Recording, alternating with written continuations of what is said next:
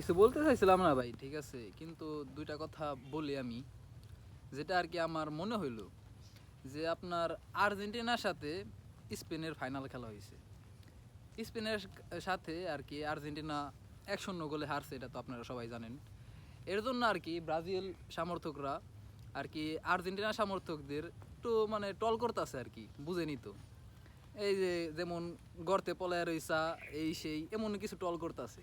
তাই আর্জেন্টিনা সমর্থকরা বলতেছে কি যে তোরা তো বেটা রাউন্ড 16-তে বাদ পেরে গেছিস, তোরা আগে সে লেগে আমাকে মানে খেপাস, তোরা কেমনে খেপানোর অধিকার রাখস, ঠিক আছে, এটা বলতেছে, ঠিক আছে। আচ্ছা মাইনা নিলাম তাদের কথা, আমি মানে মানলাম, কিন্তু আমার ভাই একটা কথা আছে। আমাদের কিন্তু ব্রাজিল রে মানে জার্মানি দিছিল 7টা গোল, ঠিক আছে। তাহলে ওই হিসাবে কি জার্মানি সাপোর্টাররা আমাদের মানে খেপাইলেও খাপাইতে পারে, ঠিক আছে।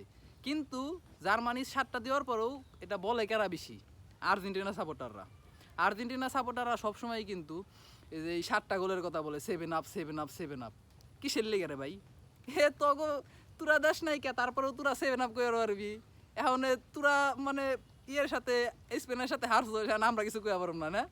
এটা কইলে কি মানে একবারে কি বিন্দে নাকি?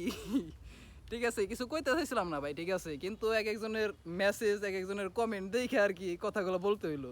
ভাই কেউ মানে মাইনে নেবেন না, জিনিসটা একটু মজার হিসাবেই নেবেন, ঠিক আছে, কেউ কারো পার্সোনালি নেবেন না।